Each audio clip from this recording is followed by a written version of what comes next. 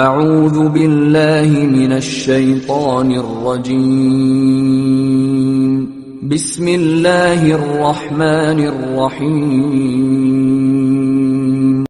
وَلْتَكُن مِّنكُمْ أُمَّةٌ يَدْعُونَ إِلَى الْخَيْرِ وَيَأْمُرُونَ بِالْمَعْرُوفِ وَيَنْهَوْنَ عَنِ الْمُنكَرِ وَأُولَئِكَ هُمُ الْمُفْلِحُونَ الحمد لله نحمده ونستعينه ونستغفره ونؤمن به ونتوكل عليه ونعوذ بالله من شرور أنفسنا ومن سيئات أعمالنا من يهده الله فلا مضل له ومن يضلل فلا هادي له أشهد أن لا إله إلا الله وحده لا شريك له وأشهد أن محمدا عبده ورسوله أما بعد أعوذ بالله من الشيطان الرجيم بسم الله الرحمن الرحيم يا أيها الذين آمنوا اتقوا الله حق تقاته ولا تموتن إلا وأنتم مسلمون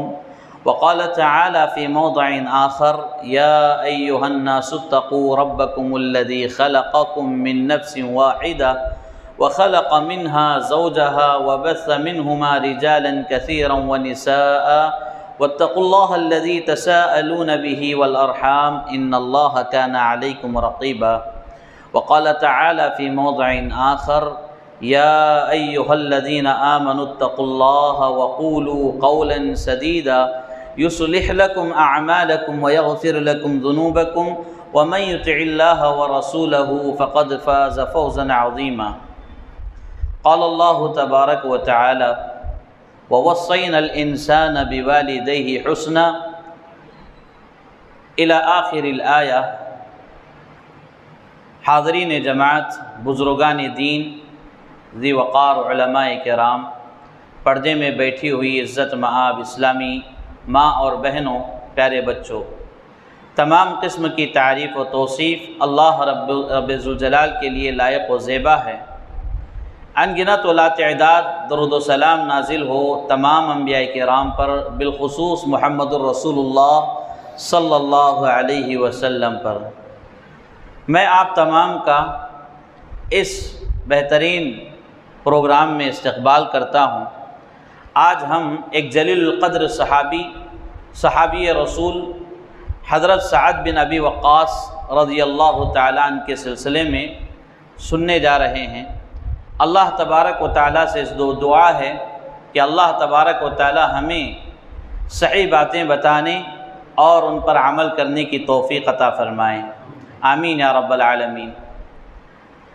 حاضرین جماعت، صحابہ کرام کی جماعت وہ جماعت ہے جس سے اللہ تبارک و تعالیٰ بہت خوش ہوا، اور صحابہ کی جماعت وہ جماعت ہے جو اللہ رب العالمین سے راضی رہے. صحابہ کرام رضوان اللہ علیہم اجمعین کی قربانیاں اتنی قربانیاں کہ ہم ان قربانیوں کو گن نہیں سکتے. لہذا اللہ رب العالمین انبیاء کرام کے بعد کسی کا مقام و مرتبہ بلند کیا تو وہ صحابہ کرام کا مقام ہے. صحابہ کرام کا مقام و مرتبہ، ان کی عظمت و بڑائی ایسے ہی بلند نہیں کی گئی، بلکہ اس کے پیچھے کئی قربانیاں ہیں، کئی خدمات ہیں، تب جا کر صحابہ کرام کو یہ مقام دیا گیا. بہرکیف صحابہ کرام کی جماعت وہ جماعت ہے جن کے بارے میں اللہ تبارک و تعالیٰ خوشخبری سناتے ہوئے فرما رہا ہے سورۃ التوبہ کی آیت نمبر 100 میں کہ اللہ تبارک و تعالیٰ ارشاد فرما رہا ہے والسابقون الاولون من المہاجرین والانصار والذین اتبعوهم بإحسان رضی اللہ عنہم ورضوا عنہ وأعد لهم جنات تجری من تحتها الانہار خالدین فیہا ابدا ذلک الفوز العظیم. اللہ تبارک و تعالیٰ اس آیت کریمہ میں انصار و مہاجرین صحابہ کا ذکر کیا، اور سب سے اہم بات یہ کہ وہ سابقون الاولون جو سب سے پہلے اسلام قبول کیے، ان صحابہ کا بھی اس میں تذکرہ ہے، اور ان کے پیروکاروں کا بھی تذکرہ ہے، ان کے متبعین کا تذکرہ ہے. اللہ تبارک و تعالیٰ ان سب کے بارے میں اعلان کر رہا ہے کہ یہ ایسی جماعت ہے جو اللہ سے راضی ہو گئی اور اللہ ان سے راضی ہو گیا۔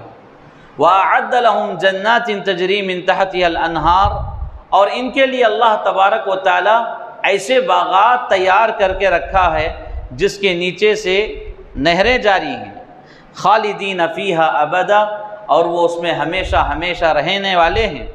ذالک الفوز العظیم، اور یہ بہت بڑی کامیابی ہے۔ اس آیت کریمہ سے صحابہ اکرام رضوان اللہ علیہم اجمعین کا مقام و مرتبہ معلوم ہو رہا ہے۔ بالخصوص والسابقون الاولون، یعنی جو سب سے پہلے اسلام لائے ان صحابہ کا اس میں تذکرہ کیا گیا ہے۔ جو صحابہ سب سے پہلے اسلام لائے تھے ان میں حضرت سعد بن ابی وقاص رضی اللہ تعالیٰ عنہ کا بھی ذکر ملتا ہے۔ حضرت سعد فرمایا کرتے تھے کہ اسلام قبول کرنے کے اعتبار سے میرا تیسرا یا چوتھا نمبر ہے، یعنی تیسرے یا چوتھے نمبر پر انہوں نے اسلام قبول کیا، یہ حضرت سعد رضی اللہ تعالیٰ عنہ کا قول ہے۔ لیکن بعض مورخین نے دیگر روایتوں سے یہ بات نقل کی ہے کہ حضرت سعد بن ابی وقاص رضی اللہ تعالیٰ عنہ کا مقام اسلام قبول کرنے کے اعتبار سے 7واں یا 8واں ملتا ہے۔ یہاں ایک بات یہ بتائی گئی کہ ہو سکتا ہے حضرت سعد رضی اللہ تعالیٰ عنہ کو اس بات کا علم نہ ہو کہ ان سے پہلے اور بھی لوگ اسلام لائے ہیں، کیونکہ معاملہ اس طرح تھا کہ جب اسلام لاتے لوگ تو کفار سے بچتے ہوئے چھپ چھپاتے ہوئے اسلام قبول کرتے اور چھپ چھپ کر اللہ کی عبادت کیا کرتے، لہٰذا ہو سکتا ہے حضرت سعد رضی اللہ تعالیٰ عنہ کے علم میں یہ بات نہ ہو، لہٰذا انہوں نے تیسرے یا چوتھے نمبر پر اپنے آپ کو شمار کیا۔ لیکن حقیقت یہ ہے کہ آپ کا اسلام قبول کرنے کے اعتبار سے 7واں یا 8واں نمبر بتایا جاتا ہے، واللہ اعلم۔ میرے بھائیو، حضرت سعد رضی اللہ تعالیٰ عنہ کے والد کا نام مالک ہے، جیسا کہ ہم نام کے آگے ابی وقاص سن رہے ہیں تو یہ ان کی کنیت ہے، مالک کی کنیت ابو وقاص، اور اسی کنیت سے وہ مشہور ہو گئے۔ اصل نام ان کا مالک ہے، ان کی والدہ کا نام حمنہ ہے، اور یہ والدین حضرت سعد کا نام سعد رکھا اور ان کی کنیت ابو اسحاق تھی۔ حضرت سعد رضی اللہ تعالیٰ عنہ کے 2 بیٹے تھے، ایک اسحاق اکبر، ایک اسحاق اصغر، لہٰذا انہی کی طرف اشارہ کرتے ہوئے وہ اپنی کنیت ابو اسحاق رکھا کرتے تھے۔ حضرت سعد رضی اللہ تعالیٰ عنہ ابتدائی دور میں بچپن ہی سے بڑے ذہین تھے، بڑے فتین تھے، ذہین و فتین بچوں میں آپ کا شمار کیا جاتا تھا۔ مکے کی سرزمین پر سن 590 یا سن 590 پر 5 کے درمیان آپ کی ولادت ہوئی مکے کی سرزمین پر۔ ولادت کے بعد آپ امت کے ذہین و فتین بچوں میں سے شمار کیے جانے لگے۔ بے انتہا چالاکی اللہ رب العالمین نے انہیں عطا کیا تھا، یعنی بہترین ذہن کے مالک تھے۔ کوئی چیز بغور دیکھ لیتے تو وہ فوراً اپنے ذہن میں اس کو مضبوط کر لیتے، محفوظ کر لیتے، اور وہ چیز یعنی جو کچھ دیکھے ہیں اس پر عمل کرتے اور وہ کام سیکھ لیتے۔ یہی وجہ تھی کہ حضرت سعد رضی اللہ تعالیٰ عنہ 15-16 سال کی عمر میں، جب بالکل عین شباب کا دور تھا، بالکل جوانی کا دور تھا، اتنی چھوٹی عمر میں آپ مکے کے ان مشہور لوگوں میں شمار کیے جاتے تھے جو تلوار کی کاریگری کو جانتے ہیں۔ جنگی آلات، جنگی سامان جو بنائے جاتے ہیں، لوہے کے تیر ہے، نیزہ ہے، تلوار ہے، ڈھال ہے، اس طرح کی چیزیں بنانے میں حضرت سعد بن ابی وقاص رضی اللہ تعالیٰ عنہ کی سند سب سے زیادہ قابل اعتبار تھی۔ مکے کے بڑے بڑے لوگ حضرت سعد رضی اللہ تعالیٰ عنہ کی بنائی ہوئی تلوار خریدنے کے عادی تھے، یعنی بڑے ہی فخر سے ان کی تلواریں، ان کی یہ اسلحہ، یعنی یہ چیزیں خریدنے میں فخر محسوس کیا کرتے تھے۔ لہٰذا حضرت سعد رضی اللہ تعالیٰ عنہ کو اللہ تبارک و تعالیٰ نے ایک خاص صلاحیت عطا کی تھی۔ حضرت سعد رضی اللہ تعالیٰ عنہ جہاں تلوار، نیزہ وغیرہ بنانے میں ماہر تھے، وہیں پر تیر اندازی میں بھی بڑے ماہر تھے، تیر چلانے میں بڑے ماہر تھے۔ حضرت سعد رضی اللہ تعالیٰ عنہ کے یہ کمالات تھے۔ پھر آپ کی عمر ایسے ہی آگے بڑھتے گئی، یعنی ہجرت طیبہ یعنی مدینہ کی طرف جو ہجرت ہوئی، اس ہجرت سے 30 سال پہلے یہاں پر مکہ میں آپ کی ولادت ہو رہی ہے۔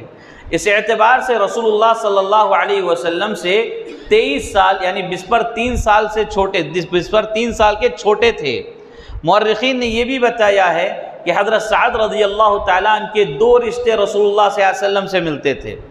ایک رشتہ رسول اللہ صلی اللہ علیہ وسلم کے ماموزاد بھائی تھے، اور ایک رشتہ کہ آپ یعنی حضرت سعد رضی اللہ تعالیٰ عنہ رسول اللہ صلی اللہ علیہ وسلم کے ماموں بھی لگا کرتے تھے۔ تو 2 رشتے بتائے گئے ہیں۔ بہر کیف 5ویں پشت میں جا کر رسول اللہ صلی اللہ علیہ وسلم کے سلسلہ نسب سے ان کا سلسلہ نسب جڑ جاتا ہے، اور 15-16 سال کی عمر میں اللہ تعالیٰ نے انہیں کافی شہرت عطا کی تھی۔ پھر اس کے بعد آگے جب بڑھتے گئے تو حضرت سعد رضی اللہ تعالیٰ عنہ کی عمر بعض مورخین نے 17 سال کی بتائی، بعض مورخین نے 19 سال کی بتائی۔ تو اس عمر میں اللہ کے رسول صلی اللہ علیہ وسلم نے اعلان نبوت کیا، ایک اللہ کے اعلان کیا، اور حضرت ابو بکر صدیق رضی اللہ تعالیٰ عنہ آپ کی نبوت کا اقرار کیے، آپ پر اسلام، آپ کا ایمان لائے اور اللہ رب العالمین پر ایمان لائے۔ حضرت ابو بکر صدیق رضی اللہ تعالیٰ عنہ اسلام قبول کرنے کے بعد کئی صحابہ کو انہوں نے اسلام میں داخل کیا، کئی صحابہ کو اسلام کی ترغیب دلائی، اسلام کی دعوت دی۔ لہذا تاریخ میں بڑے بڑے مشہور صحابہ جو بھی ہیں حضرت ابو بکر صدیق رضی اللہ تعالیٰ عنہ کی نصیحت پر اسلام قبول کیے ہوئے ہیں۔ انہی میں سے حضرت سعد بن ابی وقاص رضی اللہ تعالیٰ عنہ بھی ہیں، اور حضرت سعد بن ابی وقاص رضی اللہ تعالیٰ عنہ جیسے ہی ابو بکر صدیق رضی اللہ تعالیٰ عنہ نے دعوت دی کہ آپ اسلام قبول کر لیں، محمد صلی اللہ علیہ وسلم کے دین پر آ جائیں، جس دین پر ہمارے باپ دادا جو چل رہے ہیں یہ دین باطل ہے اور باطل خداؤں کا دین ہے، اور وہ خود کمزور ہیں، تو کمزوروں کی وہ مدد کیا کر سکتے ہیں۔ جب اس طرح انہوں نے سمجھایا تو حضرت سعد بن ابی وقاص رضی اللہ تعالیٰ عنہ فوراً آپ کی بات کو تسلیم کر لی، اور ابو بکر صدیق رضی اللہ تعالیٰ عنہ کی رفاقت میں آئے، رسول اللہ صلی اللہ علیہ وسلم کے پاس آ کر کلمہ شہادت کا اقرار کر کے اسلام میں داخل ہو گئے۔ پھر اس کے بعد چھپ چھپ کر عبادت کیا کرتے تھے، جیسا کہ وہ دور مکی دور تھا، مسلمانوں پر ظلم و ستم کے پہاڑ توڑے جا رہے تھے۔ کئی واقعات ہمیں ملتے ہیں مکی دور میں، مکی زمانے میں، کہ صحابہ کے اوپر کتنی تکلیفیں ہوا کرتی تھیں رضوان اللہ علیہم اجمعین۔ تو اسی دور میں حضرت سعد بن ابی وقاص رضی اللہ تعالیٰ عنہ بھی چھپ چھپ کر اللہ کی عبادت کیا کرتے تھے۔ حضرت سعد رضی اللہ تعالیٰ عنہ کی بہت ساری خصوصیات ہیں، ان خصوصیات میں سب سے پہلی خصوصیت یہ ہے کہ اسلام کی دفاع میں، اسلام کی خاطر، اللہ اور رسول اللہ صلی اللہ علیہ وسلم کی محبت میں کافروں کا سب سے پہلے خون بہانے والے یہی صحابی ہیں، اور اسلام کی راہ میں سب سے پہلے تیر پھینکنے والے یہی صحابی ہیں۔ یعنی اسلام کی طرف سے جو تیر برسائے گئے مدینہ میں، مدینہ سے باہر جنگ بدر سے پہلے، وہ تیر برسانے والے حضرت سعد بن ابی وقاص رضی اللہ تعالیٰ عنہ تھے۔ بہت سارے خصوصیات ہیں، آگے اس کا تذکرہ آپ کو ملے گا۔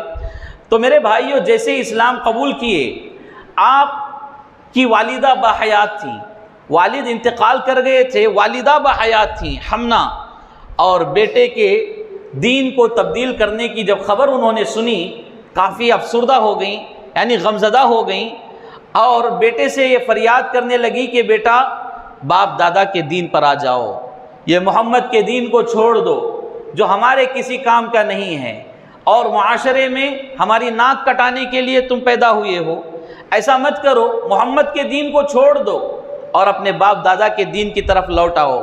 حضرت سعد رضی اللہ تعالیٰ عنہ کا دل توحید سے روشن ہو چکا تھا۔ جس دل میں توحید بس جاتی ہے، اس دل سے پھر کیا ہے، وہ توحید نہیں نکلتی، پھر اس دل میں کفر و شرک کی ضلالت، اس کی تاریکی گھس نہیں پاتی۔ تو یہ توحید کی مٹھاس ہے۔ حضرت سعد رضی اللہ تعالیٰ عنہ کا دل توحید سے روشن ہو چکا تھا۔ انہوں نے کہا کہ اے اماں، اب میں یہ کام نہیں کر سکتا، میں نے جو دین اختیار کیا ہے یہ سب سے بہترین دین ہے، اور اس دین میں ایک اللہ کی عبادت کی جاتی ہے، اور کمزور باطل معبودوں کی اس میں عبادت نہیں ہوتی۔ تو وہ اپنی ماں کو نصیحت کرنے لگے، سمجھانے لگے۔ ماں ضد پر آ گئی، اور ماں یہ کہنے لگی کہ سعد، قسم ہے میں اس وقت تک کھانا پانی نہیں چھوؤں گی جب تک کہ تم اپنا دین تبدیل نہیں کر لیتے۔ اللہ اکبر! کیا میں اور آپ یہ پسند کرتے ہیں کہ ایک وقت کا کھانا ہماری ماں کھائے بغیر سو جائے؟ یعنی ماں سے اتنی محبت ہوتی ہے کہ پہلے ماں کھانا کھا لے پھر ہم کھانا کھائیں گے، ماں کو پہلے کھلاتے ہیں پھر ہم کھاتے ہیں۔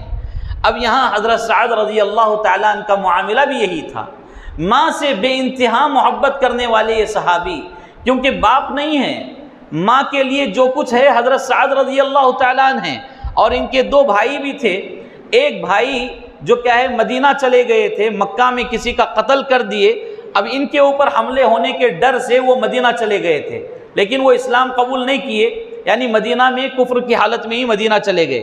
ایک بھائی ان کے چھوٹے بھائی عمیر نام کے تھے، وہ حضرت سعد رضی اللہ تعالیٰ عنہ کے پاس رہا کرتے تھے۔ اب والدہ کا سہارا جو بھی ہے حضرت سعد رضی اللہ تعالیٰ عنہ، اب والدہ بھوکی پیاسی بیٹھی ہوئی ہیں، یہ آپ کے اوپر بہت ہی بڑی آزمائش تھی میرے بھائیوں۔ حضرت سعد رضی اللہ تعالیٰ عنہ کے اوپر سب سے بڑی اور سب سے پہلی آزمائش یہی تھی، یعنی والدہ کا بھوکا اور پیاسا رہ جانا اور برداشت نہیں ہو رہا ہے، اور والدہ کی بھوک اور پیاس کو دیکھ کر رہا نہیں جا رہا ہے۔ 3 دن گزر گئے اور والدہ کی حالت کمزور ہوتی جا رہی ہے۔ دیکھیے والدہ بھی کتنی ضد پر اڑی ہوئی ہیں۔ پھر اس کے بعد حضرت سعد رضی اللہ تعالیٰ عنہ بڑی پیار و محبت کے ساتھ ماں کے پاس بیٹھتے ہیں، آنکھوں سے آنسو جاری ہیں، اشک بار آنکھیں لے کر ماں سے فریاد کرتے ہیں، اے ماں، جس دین کو میں نے اختیار کیا ہے یہ میری نجات کے لیے کافی ہے، کیا تم یہ چاہتی ہو کہ میں ناجح نہ ہو جاؤں، یعنی میں کامیاب انسان نہ بنوں؟ تو پھر ماں تھوڑی دیر غور و فکر کرنے لگی۔ حضرت سعد بن ابی وقاص رضی اللہ تعالیٰ عنہ آپ کے لیے کھانا لاتے ہیں اور اپنے ہاتھوں سے کھانا کھلانے کی کوشش کرتے ہیں، لیکن ماں اپنے ضد پر اڑی ہوئی ہے۔ اس وقت حضرت سعد بن ابی وقاص رضی اللہ تعالیٰ عنہ فرماتے ہیں کہ اے ماں، تو ایک جان کی بات کر رہی ہے، اگر اس طرح کی 1000 جانیں بھی ہوتی تو میں محمد کے دین کو چھوڑنا پسند نہیں کرتا، تمہاری جانیں اسلام کی راہ میں یہ قربانی کو پسند کرتا ہوں۔ یہ آزمائش میرے لیے اللہ رب العالمین آسان کر دے گا، لیکن محمد کے دین سے میں پھرنے والا نہیں ہوں۔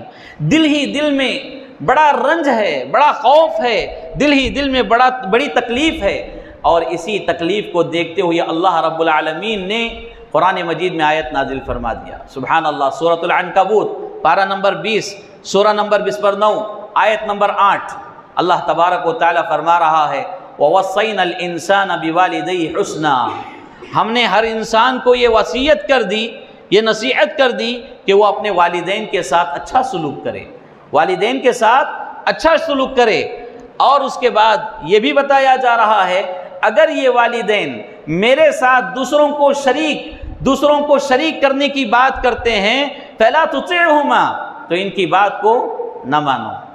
جب تک یہ شریعت کے اندر، شریعت کے حدود میں آپ کو حکم دیں گے، ان کی فرما برداری، ان کی اطاعت تمہارے اوپر ضروری ہے، لازمی ہے۔ اگر شریعت کی حد سے باہر نکل کر وہ یعنی خلاف شرع کوئی کام کرنے کو کہتے ہیں، یا اللہ کے ساتھ کسی کو شریک کرنے کو کہتے ہیں، یا اسلام کی تعلیمات کا مذاق اڑانے کو کہتے ہیں، تو پھر ایسے وقت میں ماں باپ کی بات بھی نہیں مانی جائے گی۔ اور یہاں یہ بات معلوم ہو رہی ہے کہ جب تک شریعت کے اندر جو باتیں ہیں ان باتوں کو اگر والدین سمجھاتے ہیں تو اس پر عمل کرتے ہیں، تو اس عمل کرنے کی وجہ سے ہمیں نیکی اور اجر و ثواب ملتا ہے۔ اور خلاف شرع کوئی بات بتائی جاتی ہے، اس کے اوپر اگر والدین کی بات نہیں مانتے تو اس پر بھی اجر و ثواب ہے، گناہ نہیں ہے، اجر و ثواب ہے، گناہ نہیں ہے۔ کیوں؟ اس لیے کہ شریعت کے خلاف ورزی میں حکم دیا جا رہا ہے، اور حدیث بھی یہی فرماتی ہے۔ رسول اللہ صلی اللہ علیہ وسلم کا فرمان ہے لا طاعت لمخلوق فی معصیت الخالق، یعنی اللہ رب العالمین کی نافرمانی میں مخلوق کی اطاعت نہیں کی جائے گی، یعنی اللہ کو ناراض کر کے مخلوق کو راضی کرنا یہ اچھی بات نہیں ہے، شریعت اس کی اجازت نہیں دیتی۔ تو حضرت سعد بن ابی وقاص رضی اللہ تعالیٰ اپنی ماں کو سمجھاتے ہوئے، آپ بھی ضد کر رہے تھے، ماں بھی ضد کر رہی تھی، پھر آخر وہ اپنے ہاتھوں سے زبردستی ماں کو کھانا کھلانے لگے، یعنی پیار و محبت میں زبردستی ماں کو کھانا کھلائے۔ پھر اس کے بعد معاملہ جب درست ہوا تو آگے بڑھتے ہوئے حضرت سعد بن ابی وقاص رضی اللہ تعالیٰ چند صحابہ کے ساتھ مل کر ایک جگہ جا کر چھپ کر اللہ کی عبادت کر رہے تھے۔ بعض مورخین نے ذکر کیا کہ نماز پڑھ رہے تھے، اتنے میں کافروں کا ایک گروہ وہاں سے نکلا، کافروں کا گزر ہوا، ان لوگوں پر جب نظر پڑی تو یہ کافر لوگ ان کا مذاق اڑانے لگے، صحابہ کا مذاق اڑانے لگے، محمد صلی اللہ علیہ وسلم کا مذاق اڑانے لگے، اسلام کا مذاق اڑانے لگے۔ سارے صحابہ خاموش ہیں، سارے صحابہ خاموش ہیں، صبر کر رہے ہیں۔ وہاں جتنے صحابہ تھے اپنے دل پر صبر کا پتھر رکھ کر خاموشی کا مظاہرہ کر رہے ہیں، لیکن حضرت سعد رضی اللہ تعالیٰ عنہ گرم خون والے نوجوان بہادر تھے اور بڑے بہترین تیر انداز تھے، ان سے رہا نہیں گیا، محمد صلی اللہ علیہ وسلم کی گستاخی کو برداشت نہیں کیے اور اسلام کی گستاخی کو برداشت نہیں کیے۔ فوراً ان کی نگاہیں ادھر ادھر ٹٹولنے لگی۔ اچانک ان کی نظر ایک ہڈی پر پڑی جو اونٹ کی ہڈی تھی، وہ ہڈی لے کر پورے کافروں پر حملہ کر دیے۔ ایک شخص حضرت سعد بن ابی وقاص رضی اللہ تعالیٰ عنہ اونٹ کی ہڈی اٹھائے اور سب کے اوپر حملہ آور ہو گئے، اور اتنے اس حملے میں ایک کافر کی سر پر پیشانی پر ایسا ضرب لگایا کہ اس کا خون بہنے لگا۔ اس خون کو دیکھ کر باقی کافر وہاں سے بھاگ گئے، صرف حضرت سعد بن ابی وقاص رضی اللہ تعالیٰ عنہ ایک شخص ہڈی اٹھا کر حملہ کر لیے، اور اس یہ حملہ اتنا مہنگا پڑ گیا کہ کافر بھاگ گئے، اور جو خون بہا پیشانی سے، اسی کے بارے میں مورخین نے بتایا ہے کہ اسلام کا سب سے پہلا یہ ایسا حملہ تھا جو کیا ہے کافر کا خون بہایا اسلام کی دفاع میں، رسول اللہ صلی اللہ علیہ وسلم کی محبت میں۔ تو یہ حضرت سعد بن ابی وقاص رضی اللہ تعالیٰ عنہ کی خصوصیت، یعنی سب سے پہلے خون بہانے والے صحابی حضرت سعد بن ابی وقاص رضی اللہ تعالیٰ عنہ ہے۔ پھر اس کے بعد میرے بھائیوں، اللہ کے رسول صلی اللہ علیہ وسلم یعنی نبوت کے 13ویں سال جب ہجرت کا معاملہ آیا، اللہ کے رسول صلی اللہ علیہ وسلم نے اعلان کیا کہ سارے مسلمان مدینہ کی طرف ہجرت کر کے چلے جائیں، سارے مسلمان مدینے کی طرف چلے جائیں، ہجرت کا وقت آ گیا ہے۔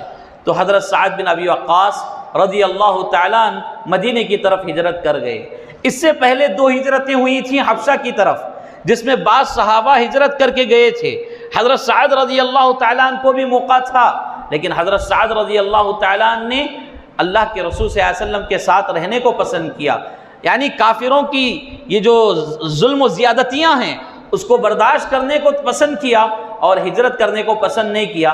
یعنی اگر میں چلا جاؤں تو رسول صلی اللہ علیہ وسلم یہاں اکیلے ہو جائیں گے، میں رسول اللہ صلی اللہ علیہ وسلم کے ساتھ رہنا چاہتا ہوں، ان کی دفاع کے لیے رہنا چاہتا ہوں، ان کے ساتھ ان کی خدمت کے لیے رہنا چاہتا ہوں۔ تو حضرت سعد رضی اللہ تعالیٰ عنہ رسول اللہ صلی اللہ علیہ وسلم کے ساتھ تھے، حبشہ کی طرف ہجرت نہیں کی۔ اور یہاں ایک اور بات یہ بھی ہے کہ سن 7 ہجری کی بات ہے، نبوت کے 7ویں سال 3 سال ایسا معاملہ پیش آیا کہ اللہ کے رسول صلی اللہ علیہ وسلم کو اور ان کے اہل خانہ کو، ان کے خاندان والوں کو ایک گھاٹی میں بند کر دیا گیا 3 سال۔ جیسے ابھی چند دن پہلے لاک ڈاؤن ہے اور یہ جو معاملے ہمارے ساتھ پیش آئے تھے، ہم اپنے اپنے محلوں میں اپنے اپنے گھروں میں بند ہو چکے تھے، کھانے پینے کا مسئلہ تھا، کوئی چیز خریدنے جا رہے ہیں تو معاملے عجیب و غریب تھے۔ لیکن میرے بھائیوں، یہ چند دنوں کی بات تھی، چند دنوں میں ہمیں کتنی پریشانی سامنا کرنا پڑا، کتنے پریشان ہوئے، لیکن اللہ کے رسول صلی اللہ علیہ وسلم اور ان کے اہل خانہ وغیرہ کو جو کیا ہے شعب ابی طالب کی جو گھاٹی کا واقعہ ہے، 3 سال یہ اس گھاٹی میں بند ہونا پڑا، 3 سال۔ حضرت سعد بن ابی وقاص رضی اللہ تعالیٰ عنہ کے خاندان کی طرف سے حضرت سعد رضی اللہ تعالیٰ عنہ کو چھوٹ تھی۔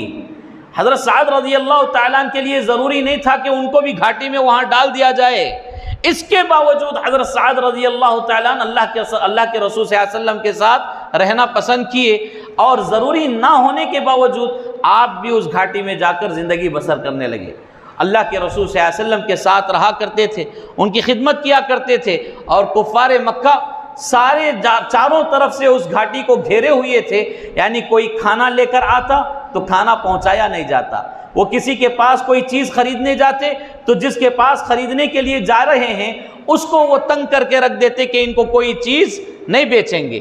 اس طرح کے بہت سارے معاملے ان 3 سالوں میں برداشت کرنا پڑا۔ حضرت سعد رضی اللہ تعالیٰ عنہ فرماتے ہیں، ایک مرتبہ، یہ لمبا واقعہ ہے، وہ اپنا ایک واقعہ بیان کر رہے ہیں کہ ایک مرتبہ رات کی تاریکی میں شدید بھوک کی حالت میں مجھے کیا کرنا ہے مجھے سمجھ میں نہیں آ رہا تھا۔ اتنے میں میری نظر ایک چمڑے کے ٹکڑے پر پڑی، ایک چمڑے کا ٹکڑا انہیں ملا، تو اس چمڑے کے ٹکڑے کو اٹھائے اور اس کو پانی میں دھو کر اس کو ایک الگ انداز میں بنا کر اس کو کھا لیے۔ تو یہ ڈھونڈ ڈھونڈ کر صحابہ کھایا کرتے تھے۔ بعض مورخین نے یہاں تک بتایا کہ بعض صحابہ اس گھاٹی کے اندر درخت کے پتے کھا کر زندگی گزارا ہے، درخت کے پتے کھا کر۔ بعض مورخین نے یہاں تک بتایا کہ صحابہ کرام کا یہ کہنا تھا کہ جب ہم قضائے حاجت کے لیے بیٹھتے تو بکریوں کی مینگنیوں کی طرح ہماری گندگی نکلتی۔ اللہ اکبر، یہ درخت کے پتے کھانے کی وجہ سے۔ تو صحابہ کرام نے ان 3 سالوں میں اتنی تکلیفیں برداشت کی، اتنی تکلیفیں برداشت کی، اللہ اکبر۔ ان تکلیفوں میں، ان مصیبتوں میں سعد بن ابی وقاص رضی اللہ تعالیٰ عنہ کے لیے چھوٹ تھی، اختیار تھا۔ وہ چاہے تو اپنے گھر والوں کے ساتھ، خاندان قبیلے کے ساتھ آرام سے رہ سکتے تھے، لیکن ان کا ایمان گوارا نہیں کیا کہ میں آرام سے رہوں اور میرے نبی پریشانی میں رہیں، میرے محمد پریشانی میں رہیں۔ اس لیے وہ آرام کو چھوڑ کر اس گھاٹی میں رہنا پسند کیا، رسول اللہ صلی اللہ علیہ وسلم کے ساتھ ان مصیبتوں کو جھیلنا پسند کیا۔ لہٰذا اللہ کے رسول صلی اللہ علیہ وسلم کو سعد رضی اللہ تعالیٰ عنہ سے بڑی محبت تھی، بڑی محبت تھی۔ اور اللہ کے رسول صلی اللہ علیہ وسلم نے حضرت سعد رضی اللہ تعالیٰ عنہ کے حق میں دعا فرمائی تھی، اے اللہ یہ سعد ہے، اس کی دعا کی لاج رکھ لے، اے اللہ یہ سعد ہے، اس کی دعا کو لاج رکھ، اس کی دعا کی لاج رکھ لے۔ یہی وجہ ہے کہ حضرت سعد رضی اللہ تعالیٰ عنہ جب بھی دعا کرتے اللہ قبول فرما لیتا۔ آپ مستجاب الدعوات میں سے ہیں۔ صحابہ کرام حضرت سعد رضی اللہ تعالیٰ عنہ کے پاس آ کر دعا کی گزارشیں کرتے، کیوں؟ آپ مستجاب الدعوات ہیں، آپ کی دعائیں قبول کی جاتی ہیں، اور آپ کی دعا قبول کرنے کیے جانے کے سلسلے میں پیارے حبیب صلی اللہ علیہ وسلم کی دعا ہے، پیارے حبیب صلی اللہ علیہ وسلم کی دعا آپ کے ساتھ ہے۔ لہٰذا یہ حضرت سعد رضی اللہ تعالیٰ عنہ کی خصوصیت تھی۔ پھر اس کے بعد میرے بھائیوں ہجرت کر کے مدینہ پہنچے۔ مدینے میں آپ کے وہ بھائی تھے جو یہاں مکہ میں ایک کا مرڈر کر کے، ایک کا خون کر کے وہاں پہنچے ہوئے تھے، عتبہ بن ابی وقاص، عتبہ بن مالک، عتبہ بن ابی وقاص۔ وہاں وہ شخص رہا کرتا تھا جو اسلام نے قبول کیا تھا، تو اس کے گھر میں جا کر رہنے لگے حضرت سعد اور ان کے بھائی عمیر، ان کے ساتھ رہنے لگے۔ پھر اس کے بعد دھیرے دھیرے حضرت سعد رضی اللہ تعالیٰ عنہ رسول اللہ صلی اللہ علیہ وسلم کے ساتھ ہو لیے، اور جنگ بدر پیش آنے سے پہلے رسول اللہ صلی اللہ علیہ وسلم وقتاً فوقتاً چند صحابہ کو بھیجا کرتے تھے دشمنوں کے تعاقب میں۔ اب کبھی بھی دشمن حملہ کر سکتا ہے، کیونکہ اسلام کا مرکز کہاں ہے؟ مدینہ طیبہ میں۔ اب مکہ کی طرف سے کبھی بھی حملہ ہو سکتا ہے، لہذا اللہ کے رسول صلی اللہ علیہ وسلم جنگ بدر سے پہلے صحابہ کو کبھی کبھی 40 صحابہ کو، کبھی 80 صحابہ کو، کبھی 60 صحابہ کا ٹولی اس طرح بنا کر کیا ہے بھیجا کرتے تھے گشت کے لیے۔ جاؤ، جا کر دیکھو کہیں دشمن حملے کی تیاری نہ کر رہا ہو مدینے کے ارد گرد۔ تو اس میں حضرت سعد رضی اللہ تعالیٰ عنہ کو بھی بھیجا کرتے تھے۔ اور یہ جب ایک سریہ اللہ کے رسول صلی اللہ علیہ وسلم نے بھیجا جنگ بدر سے پہلے، اس سریے میں حضرت سعد رضی اللہ تعالیٰ عنہ موجود تھے۔ وہاں جا کر دیکھے تو بعض کافر لوگ آ کر کچھ پلاننگ کر رہے تھے، سامنے کافروں کی ٹولی موجود تھی اور وہاں کچھ پلاننگ چل رہی تھی۔ سارے صحابہ دیکھ کر خبر دینے کے لیے خاموش آ رہے تھے، لیکن یہ حضرت سعد بن ابی وقاص رضی اللہ تعالیٰ عنہ ہیں، خاموش کیسے رہ سکتے ہیں؟ فوراً تیر نکالے برسائے، تیر نکالے برسائے، اور ان کی تیروں کی بوچھاڑ دیکھ کر وہاں سے کافر بھاگ گئے۔ یہ حضرت سعد بن ابی وقاص رضی اللہ تعالیٰ عنہ ہیں جو تیر اندازی میں بڑے ماہر تھے، اور مورخین نے بتایا ہے کہ یہ سب سے پہلے تیر ہیں جو اسلام کی طرف سے برسائے گئے۔ تو یہ حضرت سعد بن ابی وقاص رضی اللہ تعالیٰ عنہ کی خصوصیت ہے۔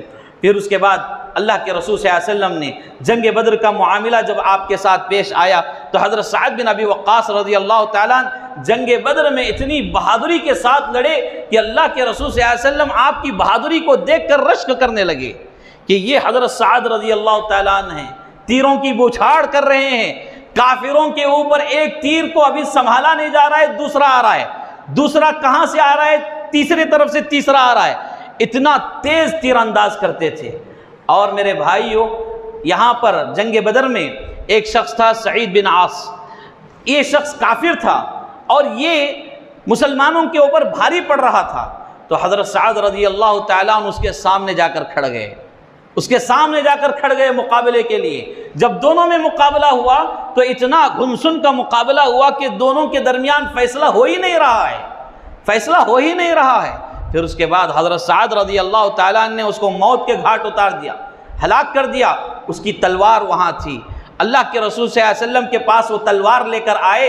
اللہ کے رسول صلی اللہ علیہ وسلم سے کہا کہ میدان بدر میں مجھے تلوار ملی ہے، اور تلوار بڑی زبردست تلوار تھی۔ حضرت سعد رضی اللہ تعالیٰ عنہ تلوار، تیر، نیزہ بنانے کے ماہر تھے۔ وہ تلوار دیکھتے ہی جان گئے تھے کہ بڑی بہترین تلوار ہے، اٹھا کر لے کر آئے اللہ کے رسول صلی اللہ علیہ وسلم کے پاس۔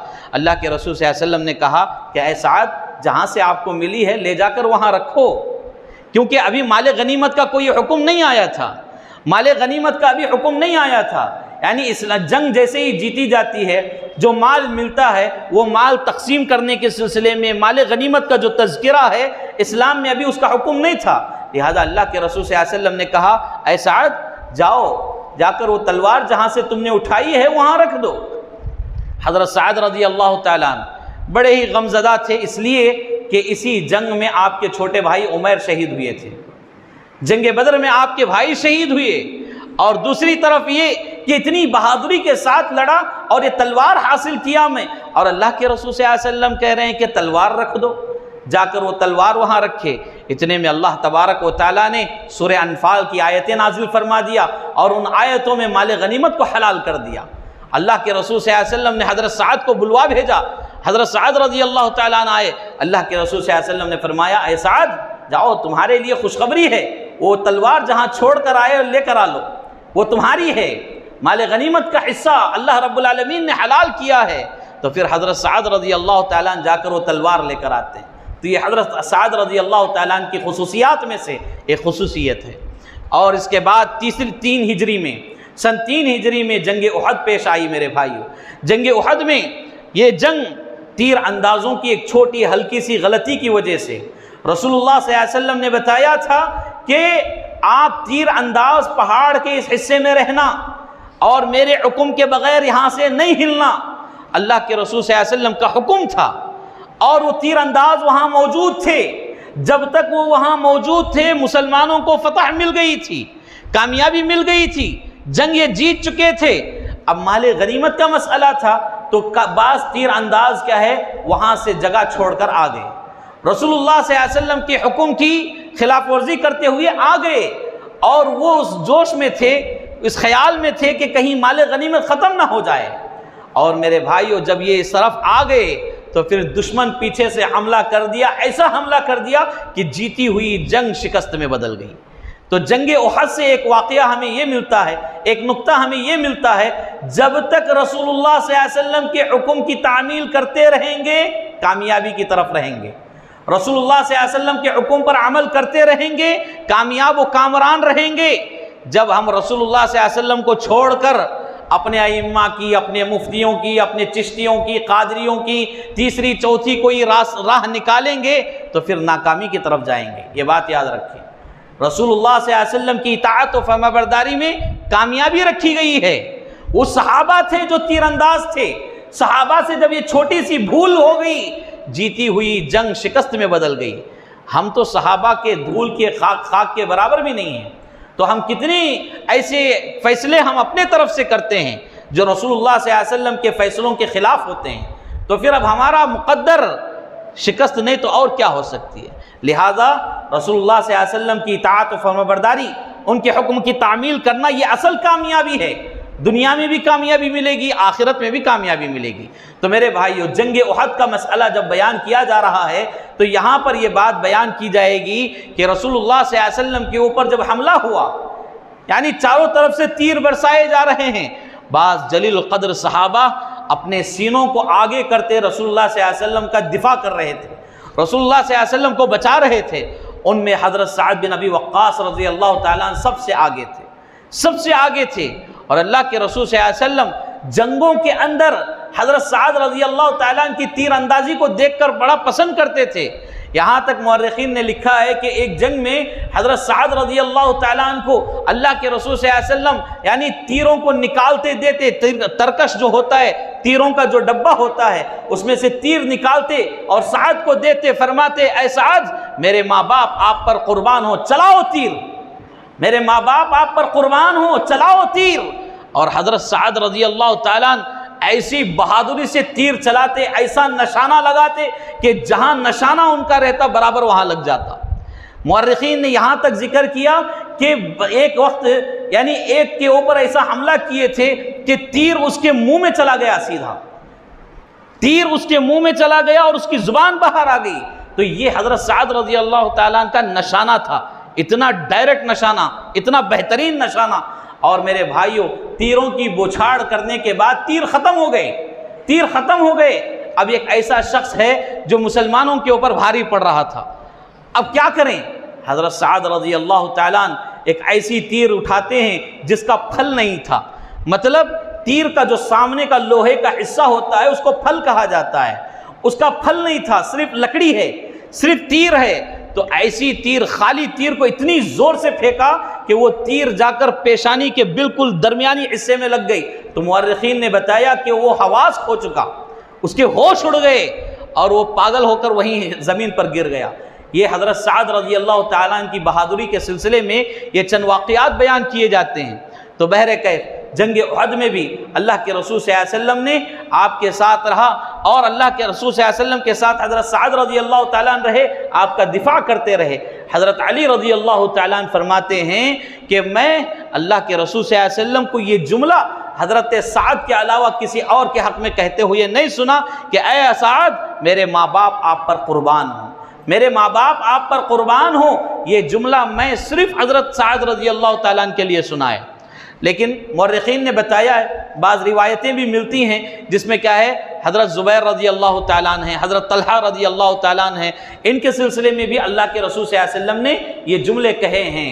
لیکن اللہ کے رسول صلی اللہ علیہ وسلم جن صحابہ کے حق میں یہ جملے کہے وہ صحابہ آپ کے دل کے بالکل قریب صحابہ تھے، یعنی اللہ کے رسول صلی اللہ علیہ وسلم، صحابہ سارے صحابہ کہتے تھے کہ اللہ کے رسول صلی اللہ علیہ وسلم ہمارے ماں باپ آپ پر قربان ہوں، لیکن اللہ کے رسول صلی اللہ علیہ وسلم یہ جملہ بہت کم صحابہ کے لیے استعمال کیا ہے۔ ان میں سے حضرت سعد بن ابی وقاص رضی اللہ تعالیٰ عنہ بھی ہیں۔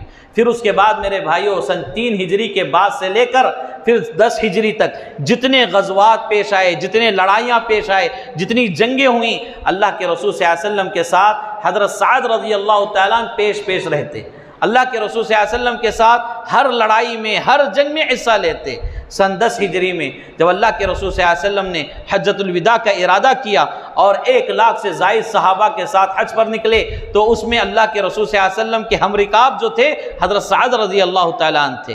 آپ کے ساتھ گئے، آپ کے ساتھ سفر میں ساتھ تھے اور آپ کی خدمت میں لگے رہے۔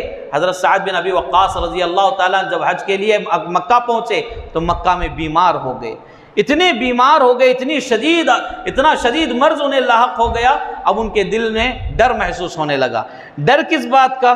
موت کا ڈر نہیں، بلکہ ڈر یہ تھا کہ میں اللہ اور رسول اللہ صلی اللہ علیہ وسلم کی محبت میں اس زمین کو چھوڑا ہے، کہیں اسی زمین پر میرا انتقال نہ ہو جائے۔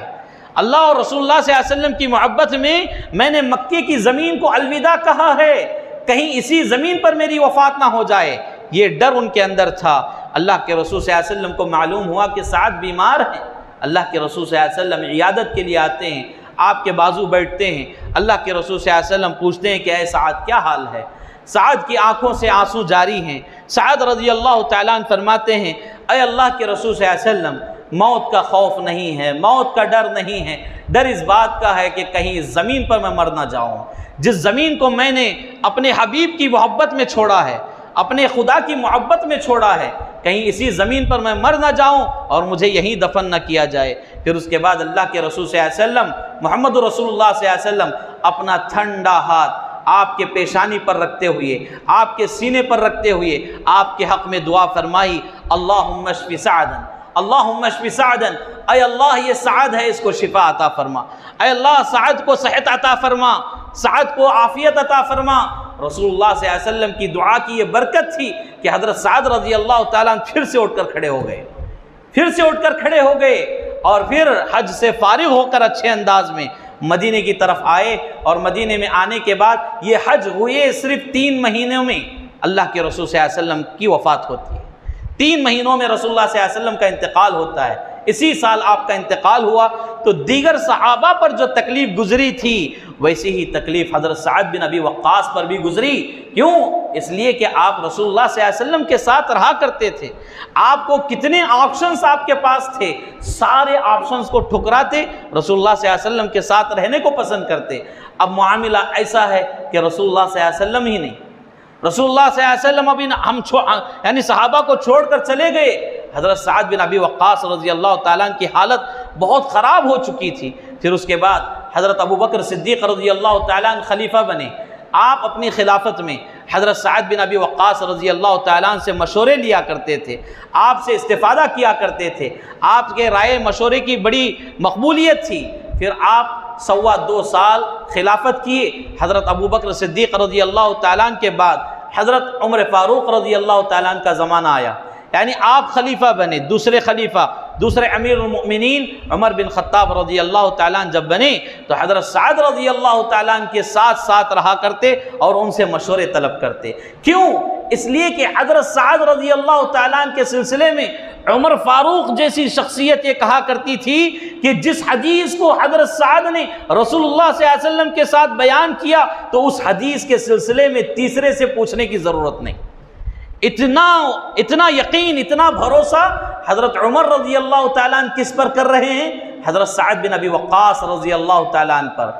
تو میرے بھائیو، یہ حضرت سعد بن ابی وقاص رضی اللہ تعالیٰ عنہ ہیں جو علم کے میدان میں ماہر، تیر اندازی کے میدان میں ماہر، سپہ سالار کے میدان میں ماہر، اور اسی طرح جنگوں کے میدان میں ماہر۔ کتنے کمالات اللہ تعالیٰ نے انہیں عطا کیا تھا۔ حضرت عمر رضی اللہ تعالیٰ عنہ کے دور خلافت میں ایک بہت بڑی لڑائی پیش آئی تھی۔ فاتح ایران حضرت سعد بن ابی وقاص رضی اللہ تعالیٰ عنہ کو کہا جاتا ہے، یعنی حضرت عمر رضی اللہ تعالیٰ عنہ کی خلافت میں عراق اور شام کی طرف سے ایک لڑائی ہوئی تھی۔ عراق کی طرف اب آپ کو جانا ہے، یعنی معاملہ اتنا سنگین تھا کہ حضرت عمر فاروق رضی اللہ تعالیٰ عنہ خود جانا چاہ رہے تھے، یعنی یہاں کسی کو خلافت سونپ کر آپ خود جانے کو تیار ہو گئے۔ آپ نکل بھی گئے، مدینے سے تھوڑا باہر پہنچے، عبد الرحمن بن عوف رضی اللہ تعالیٰ عنہ وہاں پہنچے۔ یہ کون صحابی ہیں؟ یہ بھی عشرہ مبشرہ میں سے ہیں، پیچھے ان کی سیرت گزر چکی ہے۔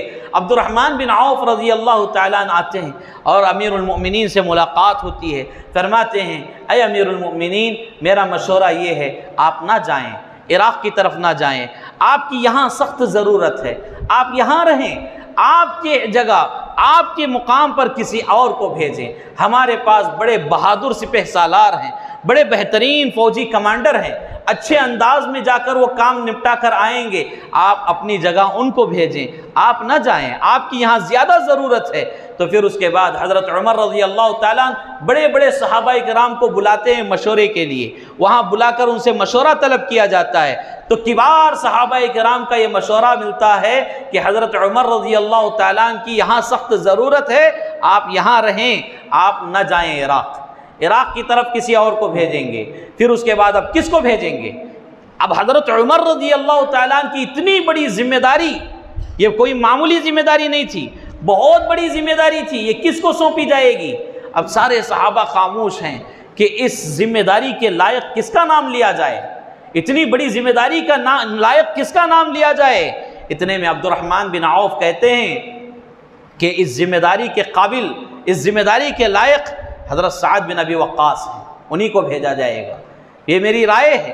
جیسے ہی عبد الرحمن بن عوف نے یہ بات بتائی، سارے صحابہ نے ایک آواز میں تائید کر دی کہ ہاں سعد بن ابی وقاص کو بھیجیں گے۔ پھر اس کے بعد حضرت عمر رضی اللہ تعالیٰ عنہ حضرت سعد بن ابی وقاص کو بلاتے ہیں، بہت ساری نصیحتیں کرتے ہیں کہ لوگوں کے ساتھ ایسا معاملہ کرو، جب تمہارے سامنے کوئی فتنہ آئے اس فتنے کا حل قرآن مجید سے حل کرو، حدیث رسول صلی اللہ علیہ وسلم سے حل کرو۔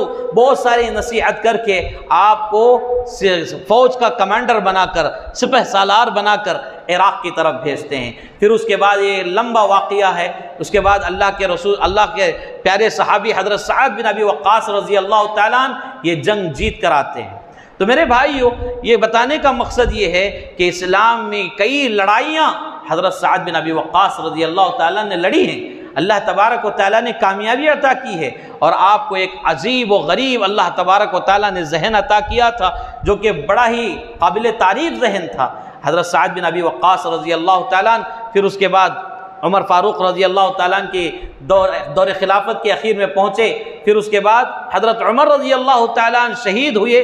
تو شہادت سے پہلے جب بستر مرگ پر تھے تو آپ سے کہا گیا کہ آپ کے بعد جو جانشین ہیں آپ اس کی وصیت کر کے جائیں۔ تو حضرت عمر فاروق رضی اللہ تعالیٰ عنہ 6 لوگوں کا نام ذکر کیا تھا، ان 6 لوگوں میں حضرت سعد بن ابی وقاص رضی اللہ تعالیٰ عنہ کا نام تھا۔ اور عمر فاروق رضی اللہ تعالیٰ عنہ نے یہ بھی کہا، مورخین نے بتایا، لکھا ہے کہ حضرت سعد بن ابی وقاص کو خلیفہ بنایا جائے، اگر ان کو خلیفہ نہیں بنایا جاتا تو ٹھیک ہے، لیکن ان سے خدمات لیتے رہیں، ان سے مشورے لیتے رہیں، ان سے رائے لیتے رہیں۔ یہ جملہ حضرت عمر فاروق رضی اللہ تعالیٰ عنہ نے سعد بن ابی وقاص رضی اللہ تعالیٰ عنہ کے بارے میں کہہ کر وہ پھر شہید ہو گئے تھے۔ پھر اس کے بعد تیسرے خلیفہ حضرت عثمان رضی اللہ تعالیٰ عنہ بنے، اور آپ کے خلافت کے آخری ایام جب شروع ہوئے تو حضرت سعد رضی اللہ تعالیٰ عنہ مدینہ سے باہر، یعنی وادی عقیق آج بھی مشہور ہے، وادی عقیق، اللہ کے رسول صلی اللہ علیہ وسلم وہاں اونٹ چرائے، وہاں سیر و تفریح کے لیے جایا کرتے تھے۔ اللہ کے رسول صلی اللہ علیہ وسلم کے سلسلے میں اس کا ذکر ملتا ہے۔ تو حضرت سعد رضی اللہ تعالیٰ عنہ کے لیے وہاں ایک زمین تھی، آپ جا کر وہاں اپنا مسکن بنائیں، اور یہاں خلافت ثالثہ میں، یعنی حضرت عثمان رضی اللہ تعالیٰ عنہ کی خلافت کے آخری لمحات میں فتنے شروع ہو گئے تھے۔ ان فتنوں کے ایام میں حضرت سعد بن ابی وقاص رضی اللہ تعالیٰ عنہ وہاں یعنی مدینے کے باہر رہا کرتے تھے، فتنوں سے دور رہ کر اللہ کی عبادت کیا کرتے تھے، اللہ کی جستجو میں رہا کرتے تھے، اور ذکر الہی میں، خوف خدا میں وہ اپنی آخری زندگی بسر کرنے لگے تھے۔ پھر اس کے بعد میرے بھائیو ایک وقت آیا کہ اللہ رب العالمین کو یہ پیارے ہو گئے، سن 55 ہجری میں، 50 پر 5 ہجری میں آپ وہیں یعنی مدینے سے باہر جو عقیق ہے وہاں آپ کا انتقال ہوا۔ پھر اس کے بعد آپ کو مسجد نبوی لایا گیا، مسجد نبوی نماز جنازہ کے لیے لایا گیا۔ حضرت عائشہ رضی اللہ عنہا، ام سلمہ رضی اللہ عنہا اس وقت باحیات تھیں، امہات المؤمنین میں سے بعض باحیات تھیں، تو اللہ کے رسول صلی اللہ علیہ وسلم کی محبت میں حضرت عائشہ رضی اللہ عنہا نے کہا کہ سعد کا جنازہ مسجد میں لا کر پڑھایا جائے، کیونکہ یہ رسول اللہ صلی اللہ علیہ وسلم کے بالکل قریبی صحابی ہیں، تاکہ ہم اپنے حجروں میں رہ کر ان کی نماز جنازہ پڑھ سکیں۔ یہاں دیکھیے بہت اہم مسئلہ معلوم ہو رہا ہے۔ حضرت عائشہ رضی اللہ عنہا فرما رہی ہیں کہ جنازے کو مسجد میں لا کر اس کا جنازہ پڑھایا جائے، اور ہم خواتین جو مسجد سے متصل، مسجد نبوی سے جو متصل حجرے تھے امہات المؤمنین کے، ان حجروں میں رہتے ہوئے ان کی نماز جنازہ پڑھیں۔ تو اس کا ایک مطلب یہاں یہ بیان کیا جا رہا ہے کہ عورتیں جنازے کی نماز میں شریک ہو سکتی ہیں، جیسا کہ امت کی فقیہہ محدثہ امہات المؤمنین پیاری اماں عائشہ صدیقہ رضی اللہ عنہا بیان کر رہی ہیں۔ اور یہاں پر بعض لوگوں نے یہ اختلاف کیا، اعتراض کیا کہ مسجد میں جنازے کی نماز کیسے پڑھائیں گے، مسجد میں جنازے کی نماز کیسے پڑھائیں گے۔ آج کل ہمارے بہت سارے حنفی بھائیوں میں بھی یہ بات ہے کہ وہ لوگ مسجد میں جنازے کی نماز نہیں پڑھاتے ہیں، یا تو مسجد کے باہر پڑھاتے ہیں، قبرستان میں پڑھاتے ہیں، یعنی مسجد میں لا کر نہیں پڑھاتے ہیں، اعتراض کرتے ہیں۔ یا پھر مسجد کو جنازہ لاتے بھی ہیں تو مسجد کا جو باہر کا حصہ ہوتا ہے، صحرا یعنی آنگن والا حصہ، اس حصے میں رکھ کر نماز پڑھاتے ہیں، وضو خانے کے پاس وغیرہ، اندر لے کر نہیں آتے۔ یہ عجیب و غریب معاملہ نے فرمایا کہ لوگ کتنا جلدی بھول جاتے ہیں۔ اللہ کے رسول صلی اللہ علیہ وسلم نے مسجد میں نماز جنازہ پڑھائی ہے، لوگ اتنا جلدی بھول جاتے ہیں۔ جب اللہ کے رسول صلی اللہ علیہ وسلم نے سہیل کی یہاں نماز جنازہ پڑھائی گئی، ایک صحابی تھے سہیل، ان کی یہاں جنازے کی نماز پڑھائی گئی، تو پھر ہم کیوں نہیں پڑھا سکتے؟ لہذا حضرت عائشہ رضی اللہ عنہا اپنے قول پر ڈٹی رہیں۔ پھر اس کے بعد حضرت سعد بن ابی وقاص رضی اللہ تعالیٰ عنہ کو مسجد نبوی میں لایا گیا اور وہاں یعنی امہات المؤمنین کے حجروں کے سامنے ان کے جنازے کو رکھ کر جنازے کی نماز ادا کی گئی، جنازے کی نماز پڑھائی گئی، پھر اس کے بعد آپ کو بقیع غرقد میں دفن کیا گیا، جس کو جنت البقیع کہا جاتا ہے۔ یہ جنت البقیع نہیں بلکہ بقیع غرقد اس کا اصل نام ہے، اور وہاں اکثر صحابہ مدفون ہونے کی وجہ سے اس کو جنت البقیع کہا جا رہا ہے۔ اور لوگوں کا یہ عقیدہ بھی ہے جو بھی وہاں دفن کیے جائیں گے وہ سارے کے سارے جنتی ہیں۔ ایسا نہیں ہے میرے بھائیوں، ایسا نہیں ہے۔ آج بھی بہت سارے گنہگار وہاں دفن کیے جاتے ہیں، کیا وہ سب جنتی ہیں؟ نہیں، یہ ہمارا بنایا ہوا نام ہے، بلکہ یہ بقیع غرقد ہے، اس کا اصل نام یہی ہے۔ تو بقیع غرقد میں آپ کو دفن کیا گیا۔ بعض بھائی کیا ہے، چائنا کے اندر ایک مزار ہے، چائنا کے اندر حضرت سعد بن ابی وقاص رضی اللہ تعالیٰ عنہ کے نام سے ایک مزار ہے، تو سارے لوگ انہی کو، اسی مزار کو وہی مزار سمجھتے ہیں، یعنی ان کی قبر سمجھتے ہیں، حضرت سعد بن ابی وقاص رضی اللہ تعالیٰ عنہ کی قبر سمجھتے ہیں، جبکہ کتابوں میں اور اکثر علماء و فقہاء مورخین کے نزدیک یہ بات ملتی ہے کہ آپ کی نماز جنازہ مسجد نبوی میں پڑھائی گئی، اور اختلاف بھی یہاں پیش کیا جا رہا ہے۔ حضرت عائشہ رضی اللہ عنہا بلا کر پڑھوا رہی ہیں، اور اس کے بعد آپ کو کیا ہے، بقیع غرقد میں دفن کیا گیا۔ اب اس کے بعد لوگ تجارت کا اڈا کھول کر چائنا میں آپ کا مزار بنا رہے ہیں، تو لہٰذا ایسی باتوں کو نہیں ماننا چاہیے۔ بعض جگہ پر رسول اللہ صلی اللہ علیہ وسلم کی بھی مزار بنا دیے ہیں اب لوگ، اب وہاں مسجد نبوی میں جا کر تجارت کرنے کا موقع نہیں مل رہا ہے، لہٰذا اللہ کے رسول صلی اللہ علیہ وسلم کی بھی مزار بنا دیے، حضرت علی رضی اللہ تعالیٰ عنہ کی مزار بنا دیے، جو صحابی زیادہ مشہور ہیں سب کی مزار بناتے ہیں اور دکان کھول دیتے ہیں۔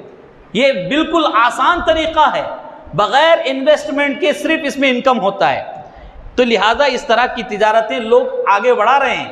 تو اس طرح کی چیزوں پر ہمارا ایمان نہیں ہونا چاہیے۔ یہ حضرت سعد بن ابی وقاص رضی اللہ تعالیٰ عنہ ہیں، اللہ رب العالمین کی کروڑوں بے انتہا رحمتیں برکتیں ان کے اوپر نازل ہوں۔